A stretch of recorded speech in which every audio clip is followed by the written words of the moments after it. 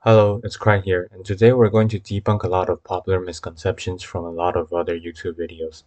There are a total of 18 glintstone staffs, but you'll almost always end up with people recommending you one of these three for endgame. But such a simple answer doesn't always translate to actual performance when you take the nuances into account. I'm going to show you exactly which endgame staff is best for you. First up, we will need to know something about glintstone staff scaling. Glintstone staffs are weird because they have different growth patterns. Some are front-loaded, while others are back-loaded. Now I know what you're going to ask me. You're going to ask, what the heck does that even mean? As you probably know by now, the soft caps for sorcery breakpoints are 60 and 80 int. Front-loaded staffs scale better pre-60 int, while back-loaded staffs scale better after 60.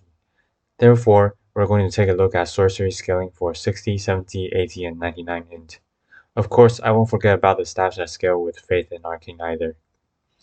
Let's start with 60 Intelligence. The base stats are set at 12 Dex, 18 Faith, and 12 Arcane in order to display all the staffs, although many staffs don't need these specific stats. The important column is the spell buff column. It tells you how much spell scaling you're getting out of the staff. One thing to note is Golden Order seal is a seal, ignore it. As for people who are actually counting the staffs, you will find that Staff of Loss is not on the list. This is because the staff scales exclusively to Faith, and is currently crap because before we get any DLCs, the two sorceries that are useful with this staff are Bars of Sin and Bars of Punishment, so pretend the staff doesn't exist unless you want to play with Faith sorcery. Okay, back to the data. You will realize that Lusat's Glintstone Staff is rank 1, which already includes its extra damage bonus coming in the form of more sorcery scaling. You will soon realize that Academy's Glintstone Staff is not far behind. In fact, Lusat's Glintstone Staff only does 3.2% more damage to Academy's Glintstone Staff. One important thing the sorcery scaling calculator didn't show you, though, is Lusat's Glintstone Staff consumes 50% more FP, while Azur's Glintstone Staff consumes 20% more FP, both rounded up. An example would be Glintstone Pebble with 7 base FP costs. Lusat's will round the FP cost to 11, while Azur's will round it up to 9. Personally, I'm going to say that Lusat's Glintstone Staff is crap at 60 intelligence. Even in PvP, you definitely don't want 3.2% extra damage for 50% more FP cost. I'll explain this more later on when Lusat gets a bit better, since it's a backloaded staff. Something else you might also notice is the usually so-called best endgame staff, Carian Regal Scepter, actually does less damage than Academy's Glintstone Staff if you're not casting Full Moon Sorcery, which is basically Ronnie's Dark Moon or Renala's Full Moon. Obviously, I'm assuming Moon Sorcery isn't the only thing you're spamming here. In fact, Carian Regal Scepter will only be barely stronger than Academy's Glintstone Staff at 68 intelligence. Okay, back to 60 intelligence. Astrologer's Staff and Glintstone Staff is basically 100% power creep by Academies, so you won't be using them at all. Keep in mind Carian Glintstone Staff and Carian Glintblade Staff for now. I'll come back to them. As for Crystal Staff, unless you're only using Crystallian spells, which are not exactly super powerful, you won't be using it over the other staffs. Rotten Crystal Staff is basically a weaker Crystal Staff, unless you're really going to be meleeing with it to apply Rot. I also come back to Azur's Glintstone Staff, but for now, let's move on to 70 Intelligence because we need to see the big picture first. Alright, at 70 Intelligence, you can really start to see the front-loaded and back-loaded staffs as the placements shift. For general use case, Carian Regal Scepter replaces Academy Glintstone Staff. Lusat's is now 10% stronger than the general use case staff, which is the Carian Regal Scepter. You can also see that Azur's Glintstone is moving up, while Glintblade and Glintstone is moving down. One quick note, if you're finding this video useful so far, please consider like and subscribing. Moving on to 80 Intelligence, you will see the backloaded staffs took over the top of the charts. Lusat's remains 10% stronger than Carian Regal Scepter, so I think it's time to discuss exactly how effective trading 10% more damage for 50% extra FP cost is. I would say you should try to avoid it in most scenarios. You're essentially getting 0.2% damage boost per 1% extra FP spent. Let's take a look at a more concrete example. Lusat plus Glintstone Pebble versus Carian Regal plus Great Glintstone Shard. According to the wiki, Great Glintstone Shard deals around 35% to 45% more damage, so let's just call it 40%. If Glintstone Pebble deals 100 damage with Carian Regal Scepter, it would be doing 110 damage for 11 FP cost with Lusats. However, you can cast Great Glintstone Shard with Carian Regal Staff, which would give you 140 damage for 12 FP only. In fact, this is not the only example. It keeps on working even if you go higher. Now I know someone is going to protest, but right, in PvP you want to kill as fast as possible. We should want that 10% extra damage even if it costs 50% more FP. To which I will say, no, not really. You simply need to understand how to maximize your damage. Let's use everyone's favorite spell, Stars of Ruins, for example. Let's assume we have a 23 mind build which has 118 FP.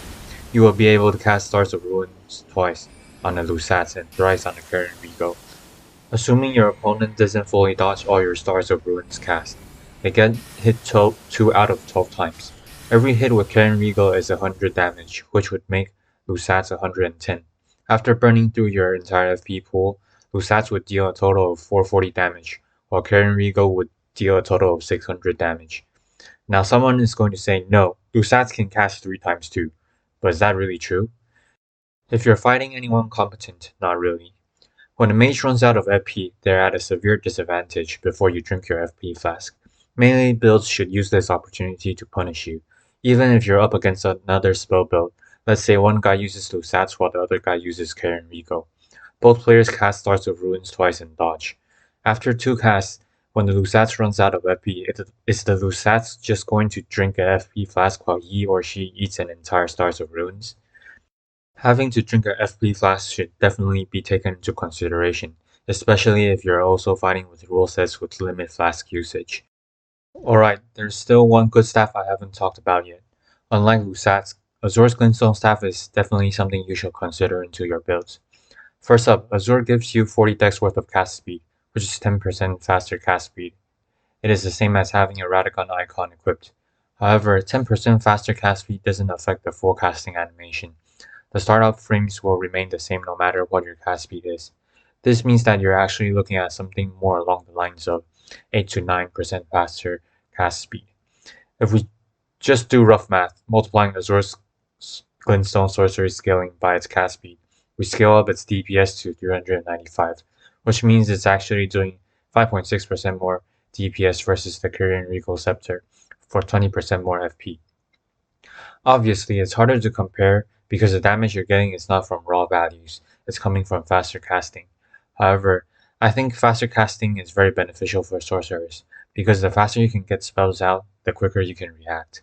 And if we compare this to Lusat's, you're getting 0.28% more DPS per FP. Notice it's not damage, it's DPS. Per hit wise, Azur's will be lower than even Carian Regal's. However, I think most people understand how vital cast speed is for sorcerers. Otherwise, most spell builds wouldn't be running Radagon Icon.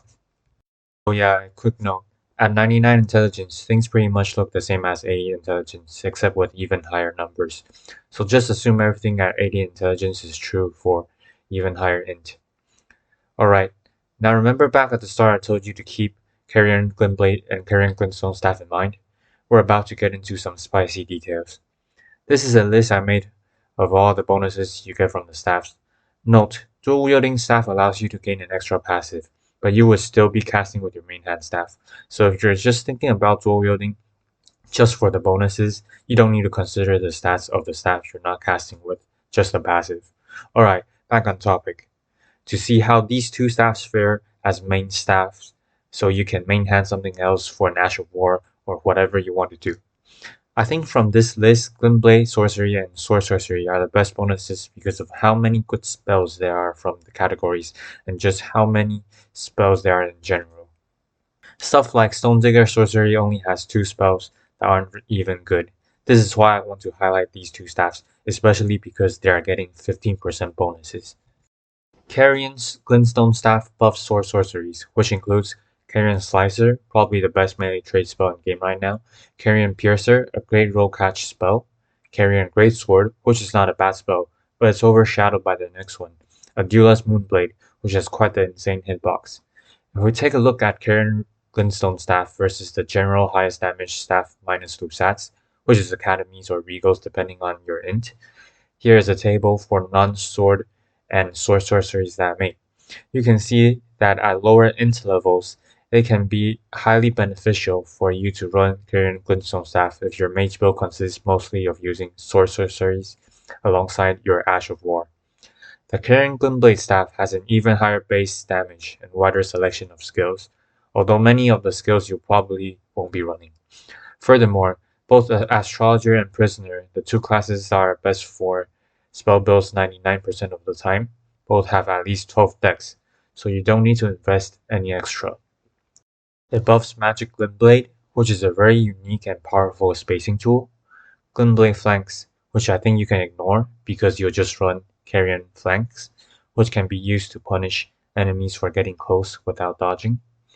Greatbow Flanks, which works in a similar fashion to Carian Flanks, but has a lot more stagger, but costs more FP. Carian Retaliation, which is crap, so ignore this one. Loretta's Greatbow, which is an okay-ish spell, but it's just not very great for duels. And Loretta's Mastery, which is actually a pretty strong spell, since the hits are staggered, so it can be tricky to fully dodge. Here is a table for more or less damage depending on the type of spell you're casting versus the regular damage option. As you can see, because Glintblade Staff has a higher sorcery scaling than the Glintstone version that buffs sword sorceries, it actually makes it even more worth it if you're running Glintblade sorceries as your main sorcery type. These two staffs are very good considerations anywhere under 70. Okay, I know there are at least two staffs you guys must be wondering about. The Arcane Scaling Staff, Albinaric Staff, and the Faith Scaling Staff, Prince of Death. First, the Albinaric Staff has a different breakpoint. With its Arcane Scaling, it actually hits soft cap at 45. 60 int is, I think, comparable to 25 int and 45 Arcane because both scenarios require 50 points of stat investment if we started at 10. We would be getting 293.5 damage on the Albinaric Staff.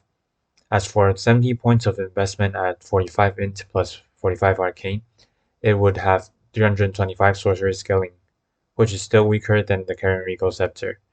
The main lesson here is you would only be using this staff if you're actually an arcane build trying to supplement yourself with some sorcery.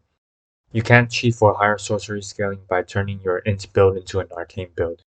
Next, assuming you have a lot of skill points to invest because PvP is not your main concern, just when does the Prince of Death become better than the Carian Regal Scepter? Well, you can invest 99 points into int, which puts the Regal Staff at 388 sorcery scaling. The soft cap for Prince of Death is also at 80, but while under 80, it doesn't really matter how you invest in Faith or Intelligence. You need a total of 144 stats in Intelligence plus Faith combined. It means that if you're starting as a Wretch, let's say, you would need to invest 35 more skill points before it actually is stronger than the Regal Staff. Honestly, other stats like more Mind, Vigor, and Endurance will make you a lot stronger than trying to pump a tiny bit more damage. The minimum level you might even consider this staff is at least 200 if not 250, because there are better investment options. A quick summary of my recommendations to wrap up this video. If you're playing an arcane build, you can consider the Albinaric Staff if you want to cast some sorceries. If you're not staying at SL 125 or 150 for PvP and is at least level 200, then Prince of Death becomes the best staff. It'll never be the best staff at meta PvP levels, because meta levels are set to avoid this kind of lack of variety. For 60 int, you should be choosing between Academy's Glintstone, Carian Glintblade, and Carian Glintstone Staff. This is a very good int breakpoint as a mage build, especially for level 125 PvP. You can consider Azur's if the cast speed matters for you that much, but I would stick with the first three. Remember, Azur's is also a backloaded staff, so it isn't nearly as effective as 60 int. For 70 int, you're deciding between Carian Regal, Carian Glintblade, Carian Glintstone, and Azur's Glintstone Staff. For 80 or higher int, you're deciding between Carian Regal and Azur's Glintstone Staff as your best staff. Hopefully, this video helped you out. The next video is going to be on Sacred Seals, which is a lot simpler. Like and subscribe if you found this video helpful or will be interested in more Elden Ring content.